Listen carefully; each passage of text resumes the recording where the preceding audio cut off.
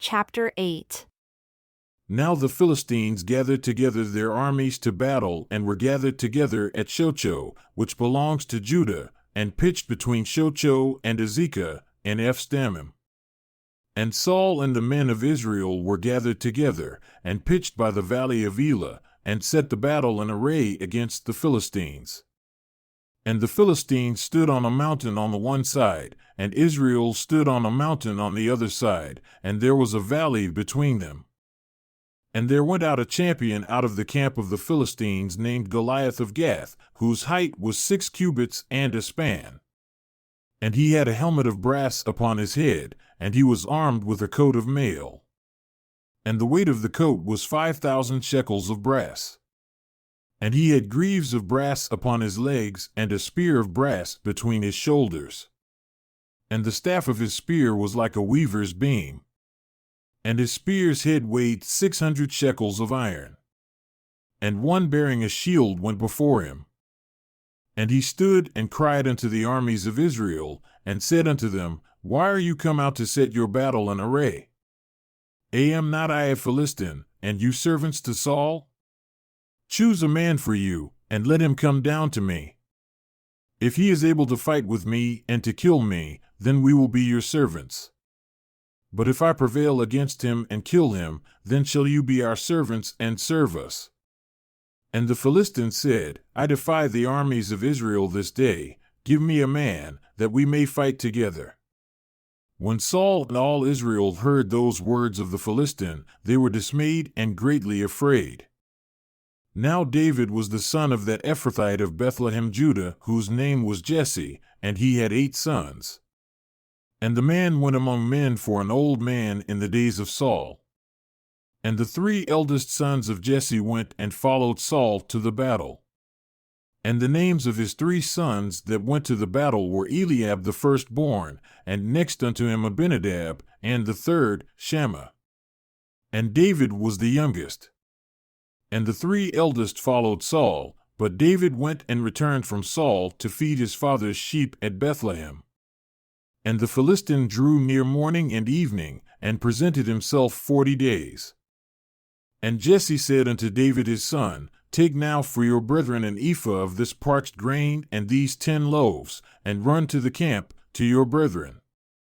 And carry these 10 cheeses unto the captain of their 1,000, and look how your brethren fare, and take their pledge.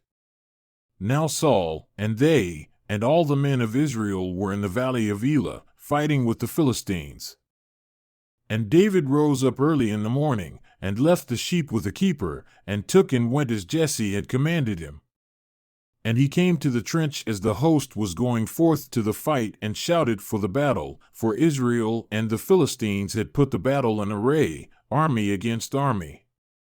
And David left his things in the hand of the keeper of the supplies, and ran into the army, and came and saluted his brethren.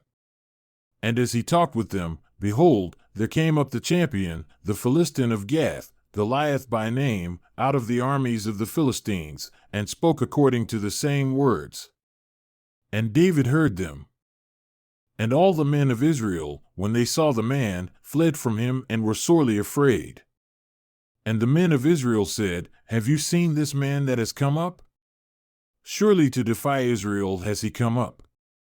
And it shall be that the man who kills him, the king will enrich him with great riches, and will give him his daughter, and make his father's house free in Israel.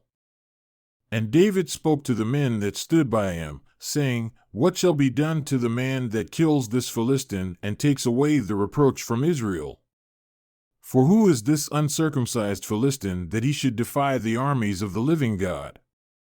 And the people answered him after this manner, saying, So shall it be done to the man that kills him.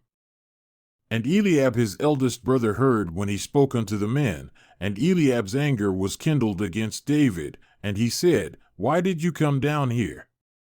And with whom have you left those few sheep in the wilderness? I know your pride and the wickedness of your heart, for you have come down that you might see the battle. And David said, What have I now done? Is there not a cause?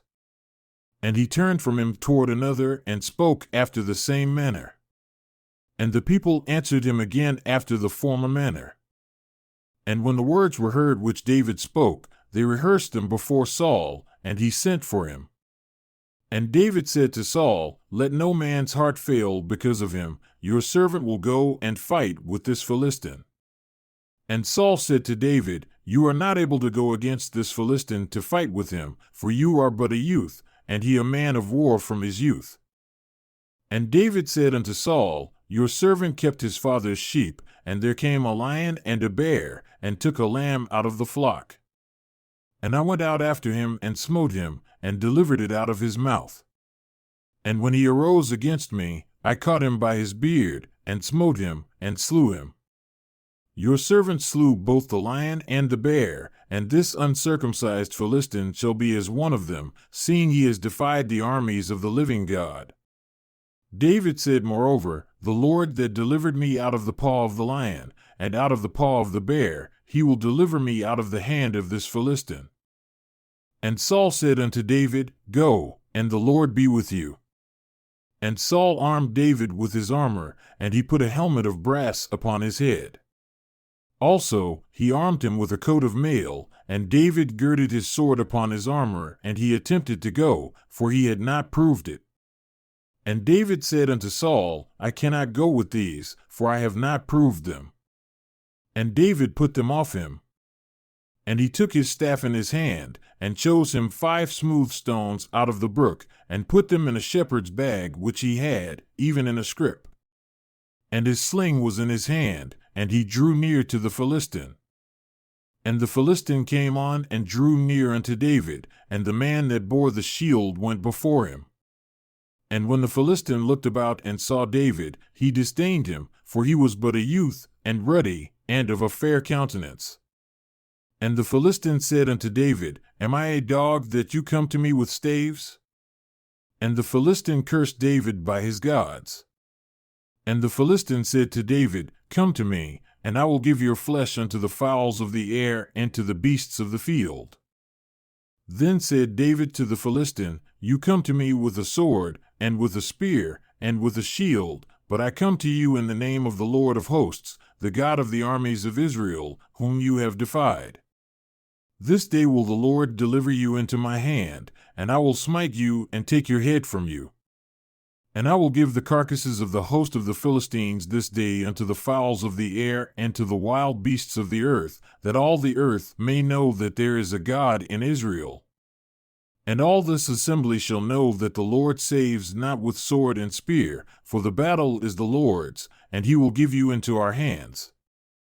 And it came to pass, when the Philistine arose and came, and drew near to meet David, that David hastened and ran toward the army to meet the Philistine. And David put his hand in his bag, and took from there a stone, and slung it, and smote the Philistine in his forehead, that the stone sunk into his forehead. And he fell upon his face to the earth. So David prevailed over the Philistine with a sling and with a stone, and smote the Philistine, and slew him. But there was no sword in the hand of David. Therefore David ran and stood upon the Philistine, and took his sword, and drew it out of the sheath thereof, and slew him, and cut off his head with it.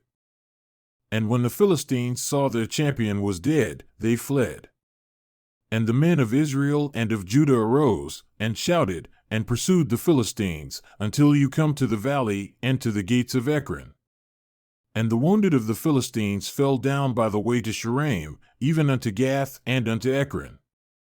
And the children of Israel returned from chasing after the Philistines, and they spoiled their tents. And David took the head of the Philistine and brought it to Jerusalem, but he put his armor in his tent. And when Saul saw David go forth against the Philistine, he said unto Abner the captain of the host, "Abner, whose son is this youth?" And Abner said, "As your soul lives, O king, I cannot tell." And the king said, "Inquire whose son the stripling is." And as David returned from the slaughter of the Philistine, Abner took him and brought him before Saul, with the head of the Philistine in his hand. And Saul said to him, "Whose son are you, young man?" And David answered, "I am the son of your servant Jesse the Bethlehemite." And it came to pass, when he had made an end of speaking unto Saul, that the soul of Jonathan was knit with the soul of David, and Jonathan loved him as his own soul. And Saul took him that day, and would let him go no more home to his father's house. Then Jonathan and David made a covenant, because he loved him as his own soul. And Jonathan stripped himself of the robe that was upon him, and gave it to David, and his garments, even to his sword, and to his bow, and to his belt. And David went out wherever Saul sent him, and behaved himself wisely. And Saul set him over the men of war, and he was accepted in the sight of all the people, and also in the sight of Saul's servants. And it came to pass as they came, when David was returned from the slaughter of the Philistine, that the women came out of all cities of Israel, singing and dancing to meet King Saul with tambourines, with joy, and with instruments of music. And the women answered one another as they played, and said, Saul has slain his thousands, and David his 10,000s. And Saul was very angry, and the saying displeased him. And he said, They have ascribed unto David 10,000s, and to me they have ascribed but thousands. And what can he have more but the kingdom? And Saul eyed David from that day and forward. And it came to pass on the next day, that the evil spirit which was not of God came upon Saul, and he prophesied in the midst of the house. And David played with his hand as at other times. And there was a javelin in Saul's hand, and Saul cast the javelin, for he said, I will smite David even to the wall with it. And David escaped out of his presence twice. And Saul was afraid of David, because the Lord was with him and was departed from Saul. Therefore Saul removed him from him, and made him his captain over 1,000, and he went out and came in before the people. And David behaved himself wisely in all his ways, and the Lord was with him. Wherefore, when Saul saw that he behaved himself very wisely, he was afraid of him. But all Israel and Judah loved David because he went out and came in before them. And Saul said to David, Behold, my elder daughter Merab, her will I give you to wife, only be valiant for me, and fight the Lord's battles. For Saul said, Let not my hand be upon him, but let the hand of the Philistines be upon him. And David said unto Saul, Who am I? And what is my life, or my father's family in Israel, that I should be son-in-law to the king? But it came to pass at the time when Merab, Saul's daughter, should have been given to David, that she was given unto Adriel the Mahalathite to wife. And Michal, Saul's daughter, loved David. And they told Saul, and the thing pleased him. And Saul said, I will give him her, that she may be a snare to him, and that the hand of the Philistines may be against him. Wherefore Saul said to David, You shall this day be my son-in-law in the one of the two. And Saul commanded his servants, saying, Speak with David secretly, and say, Behold, the king has delight in you, and all his servants love you, now therefore be the king's son-in-law. And Saul's servants spoke those words in the ears of David. And David said, Does it seem to you a light thing to be a king's son-in-law, seeing that I am a poor man and lightly esteemed? And the servants of Saul told him, saying, On this manner spoke David. And Saul said, Thus shall you say to David, The king desires not any dowry, but 100 foreskins of the Philistines to be avenged of the king's enemies. But Saul intended to make David fall by the hand of the Philistines. And when his servants told David these words, it pleased David well to be the king's son-in-law, and the days were not expired. Wherefore David arose and went, he and his men, and slew of the Philistines 200 men. And David brought their foreskins, and they gave them in full number to the king, that he might be the king's son-in-law. And Saul gave him Michal his daughter to wife. And Saul saw and knew that the Lord was with David, and that Michal, Saul's daughter, loved him. And Saul was yet the more afraid of David. And Saul became David's enemy continually. Then the princes of the Philistines went forth. And it came to pass, after they went forth, that David behaved himself more wisely than all the servants of Saul, so that his name was much esteemed.